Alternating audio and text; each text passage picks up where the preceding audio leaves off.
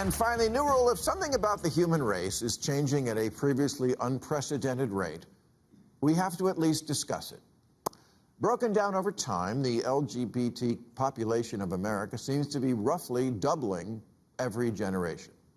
According to a recent Gallup poll, less than 1% of Americans born before 1946, that's Joe Biden's generation, identify that way. 2.6% of boomers do, 4.2% of Gen X, 10.5% of millennials, and 20.8% of Gen Z. Which means if we follow this trajectory, we will all be gay in 2054.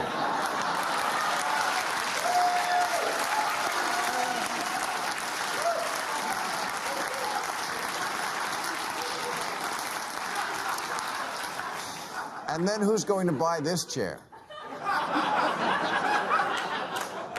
I'm just saying that when things change this much, this fast, people are allowed to ask, what's up with that?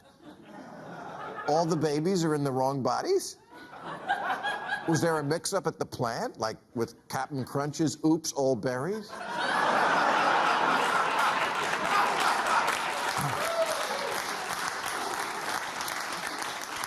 It wasn't that long ago when adults asked a kid, what do you want to be when you grow up? They meant what profession.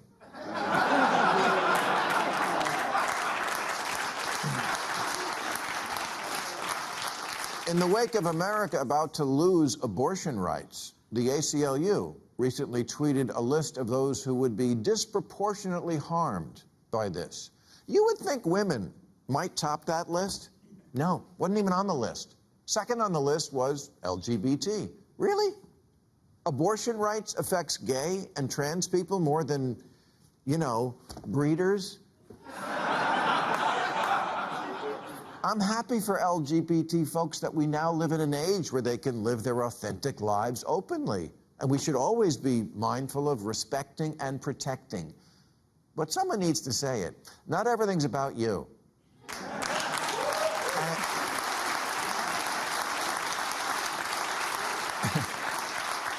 And it's okay to ask questions about something that's very new and involves children. The answer can't always be that anyone from a marginalized community is automatically right, trump card, mic drop, end of discussion. Because we're literally experimenting on children. Maybe that's why Sweden and Finland have stopped giving puberty blockers to kids. Because we just don't know much about the long-term effects. Although common sense should tell you that when you reverse the course of raging hormones, there's going to be problems. We do know it hinders the development of bone density, which is kind of important if you like having a skeleton. Fertility and the ability to have an orgasm seem also to be affected. This isn't just a lifestyle decision, it's medical. Weighing trade-offs is not bigotry. Yet when a book questioning the sudden uptick in transitioning children was released, a trans lawyer with the ACLU named Chase Strangio tweeted, stopping the circulation of this book and these ideas is 100% a hill I will die on. How very civil liberties of him. Chase, by the way, has just been named one of the grand marshals of this year's New York City Pride March, along with 3 other trans people and a lesbian. Huh, what's missing here? Oh, right, a gay man.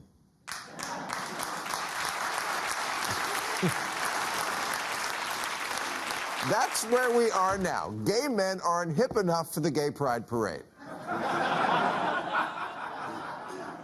Compared to trans, gay is practically cis, and cis is practically Mormon.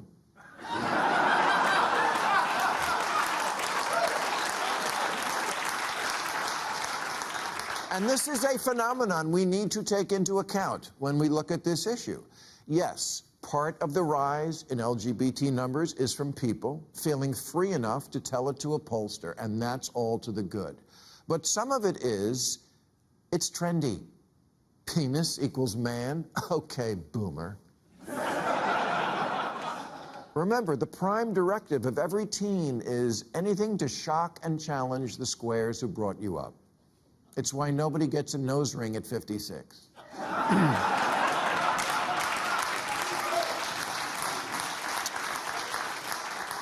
And if you haven't noticed that with kids, doing something for the likes is more important than their own genitals, you haven't been paying attention.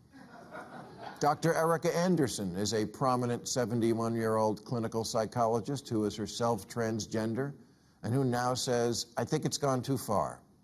The LA Times summarizes, she's come to believe that some children identifying as trans are falling under the influence of their peers and social media. If you attend a small dinner party of typically very liberal, upper-income Angelenos, it is not uncommon to hear parents who each have a trans kid having a conversation about that. What are the odds of that happening in Youngstown, Ohio? If this spike in trans children is all natural, why is it regional? Either Ohio is shaming them or California is creating them.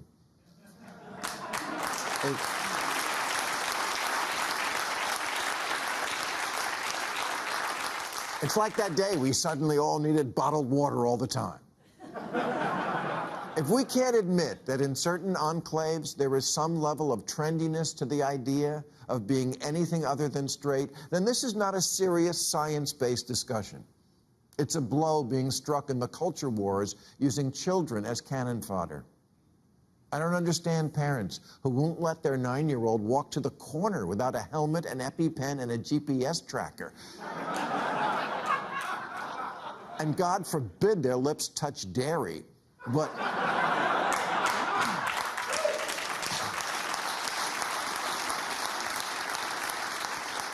But hormone blockers and genital surgery, fine.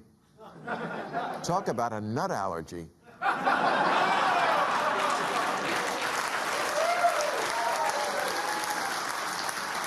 I guess penises are gross now, but one might come in handy later on.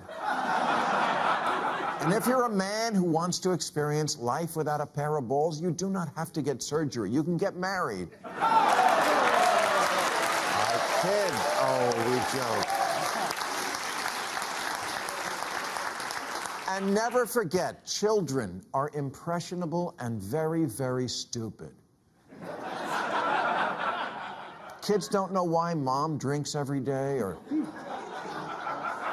why dad has 2 cell phones.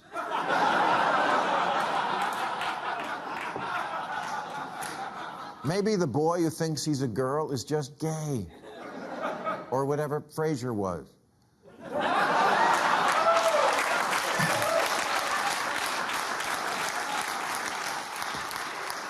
Maybe the girl who hates girly stuff just needs to learn that being female doesn't mean you have to act like a Kardashian.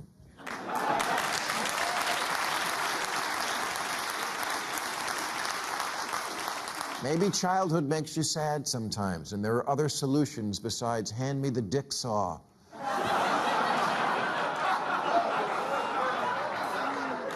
And look, I'm sure the vast majority of parents do not take this lightly, and that it's very hard to know when something is real or just a phase.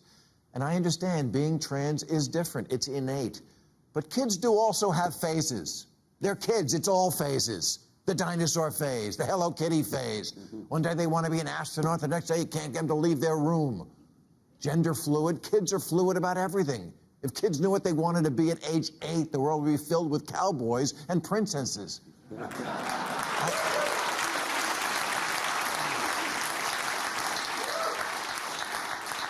I wanted to be a pirate. Thank God nobody took me seriously and scheduled me for eye removal and peg leg surgery.